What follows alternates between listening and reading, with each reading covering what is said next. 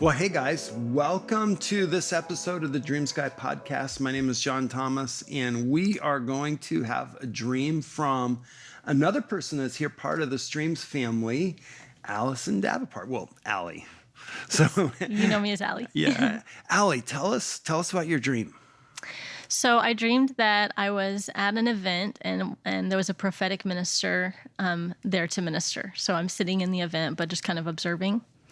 And he got up to give a word from the Lord and stepped down off the stage, but he didn't get very far. And then moved back up to the stage and said something wasn't right. Something wasn't feeling right. And then he fainted when he got back onto the stage. And there were a few men around him that helped him down, kind of eased him down gently.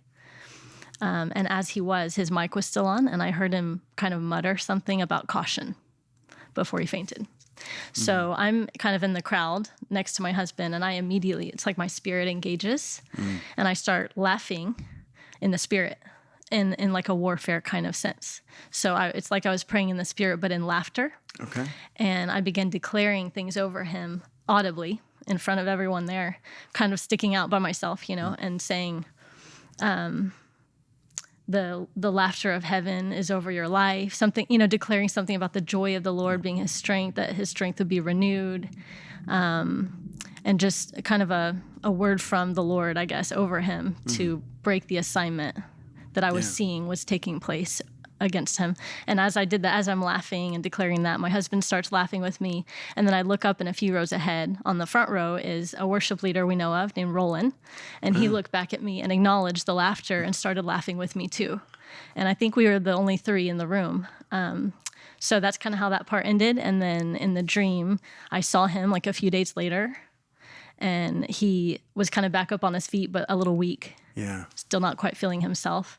And there was just a sense, a knowing in the dream from everyone that observed it that there was an attack that had come against him. Yeah. Okay. Well, so this is fun. Now, we purposefully, I think, did not say who this person is, which I don't know who it is, which is good. Because it's not for everybody to know, but you know who this person is. And that's one of the things about dream interpretation. You don't always have to know who it is, especially in a dream like this, where the person is not so much metaphorical for what they represent as it is more about them. And so basically, let's see if I'm remembering the dream correctly. You're in a meeting. Prophetic minister is up. He's getting ready to minister. He says he's got a word that he's going to share, and he gets down off of the stage to go towards the person to share the word. As he gets down, he's like, oh, there's something wrong. And so he gets back up on the stage. And as he gets back on the stage, he faints. And a couple of guys come around. They're able to catch him. So he comes down gently. And you heard him kind of like muttering like caution or something like that while he's starting to faint. And he's down, everybody's kind of there watching, and then you start in warfare laughing as an intercession over this situation. Then you start to declare things over him, over his life. The joy of the Lord is his strength, and different things. As you're doing that, at first you're the only one. Then your husband joins in, and then another worship leader, Roland, joins in with the same thing, which we know Roland, he's actually known for his joy, and that he carries that realm, which I think there's that beautiful metaphor of the authority in that realm that's being said.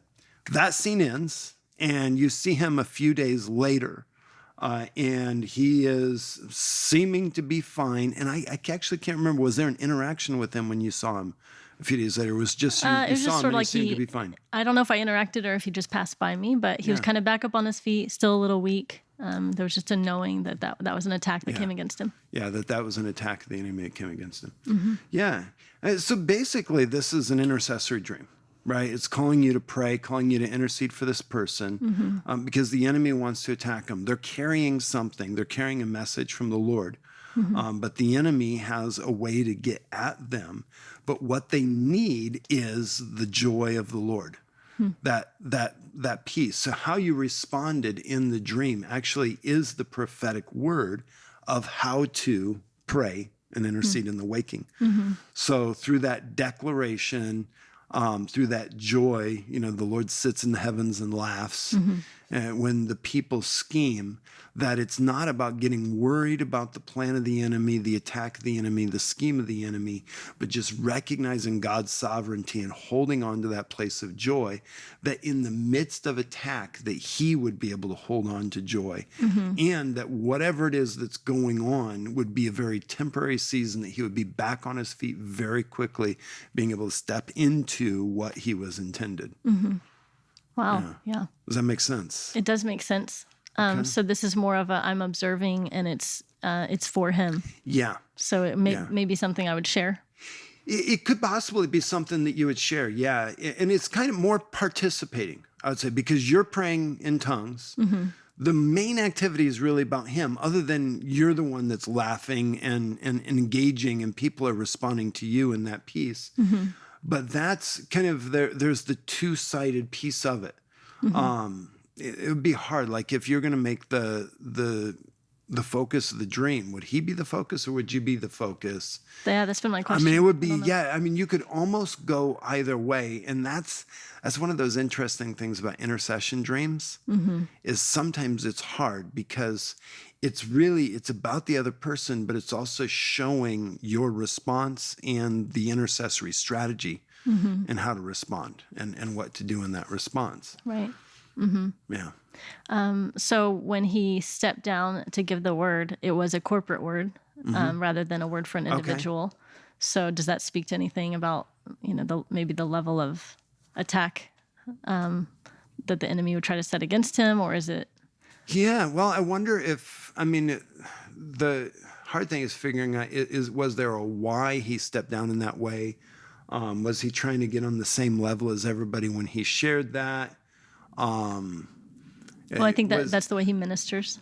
So that's Okay. kind of that's the context of how he ministers to me. So yeah, and so that might be it more. It's more about that than it's a key to what happened. It's just Just a detail. Yeah, it's just a detail, not necessarily a key to what the strategy was. Okay. Well, and one of the other little details. I'm just thinking through some of the details. One of the little details is that he says caution as he's getting down. So he had some sense that there was an attack. And so that might also be one of the ways that I would pray is that he recognizes those little senses, those little thoughts, that he pays attention to those and maybe is able to avoid that instead of falling into it. Right. So that would be one of the thoughts that I would have related to that. Yeah. Is there a way that I would know if this is an indicator that it's just a spiritual thing versus something that might affect him physically, since he fainted in the dream? Yes. Or maybe even attack against his body or something? Just in general, there was nothing specifically physically in the dream. Other than the fact that he fainted. And that would make a lot of sense just with a lack of strength, and the joy of the Lord is your strength, and in that place of refilling. And because fainting is such a common term in the prophetic scriptures of the weakness and that kind of thing, it would seem like it's probably more spiritual for that reason. But I wouldn't limit it to that. Yeah. Like I would leave that open. And, if you had a prophetic sense while you're praying, no, this is actually physical, go with that. Because there's nothing in there that's clearly, no, it can't be, and nothing that, yes, it must be. Yeah. So it leaves it a little bit open and what that means. Okay. Yeah. Yeah. So Great. cool. Yeah. Well, thanks so much for sharing. Thank you. Yeah, that's a fun one. Well, it's a fun one because it is common, and for people that have intercessory dreams, it's so helpful to start to see some of those dynamics Yeah. and the response of praying. one of the things we didn't really talk about is, you said share. It sounds like you have some level of relationship. If you didn't have a level of relationship, then it would just be for prayer. But because you have personal relationship, then you start going through all the other questions you would ask with any other revelation, prophetic word, if you had a thought or a vision or Right. any other leading in that way, you would start to ask the Lord, well, am I supposed to share it? Is this just for intercession and going through? So you do that. The fact that you have relationship gives you a little bit more if you feel like you are supposed to share it. Because in general, if you have no relationship for someone and then you get a prophetic word for them, it's usually not to share it.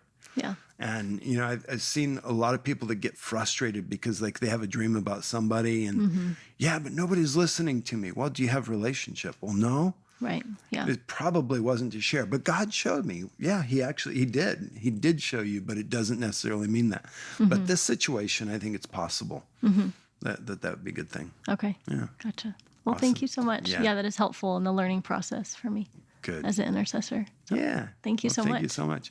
Well, guys, thanks for joining us for this episode of The Dreams Guy. We will see you on our next episode.